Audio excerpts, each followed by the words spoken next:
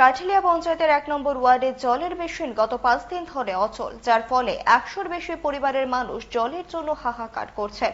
Kathalia DWS অফিসে জানিয়েও কোনো সুরাহা হয়নি। গ্রামের মানুষ জানতে চান তাদের সাথে কেন এমন আচরণ। খাদ্যকলা কাঠালিয়ার যে 1 নম্বর ওয়ার্ডে খাদ্যকলা জাফর মিয়ার বাড়িতে যে মেশিন দেয়া আজকে 5 দিন প্রায় বিকেল হয়ে পড়েছে। আমরা অনেক চেষ্টা করেছি, অফিসে গিয়েছি, কেউ কোনো সঠিক উত্তর দিচ্ছে না আমাদেরকে। আজকে বা বলে কালকে, কালকে বলে পরশু, আজকে টোটাল 5 দিন করে দিয়েছে। এবং আমি আজকে অফিসারের সঙ্গে কথা বলেছি, আমাদের আজকে জল দিবে কিনা, নয়তো আমরা আজকে খবরের কাগজে এটা উঠাতে বাধ্য হবো। ওনার রেকর্ডটা আমার কাছে আছে, উনি বলছে যে ফাললে খবরের কাগজ দেখাচ্ছে ওরা জল দিবে না। আমার রেকর্ডটা আমার কাছে ওরা এখানে আছে। আজকে আমাদের এলাকার মহিলারা পুকুরের থেকে জল নিয়ে খাচ্ছে এবং ঘরের ভিতরে 1 ফোঁটা জল নেই।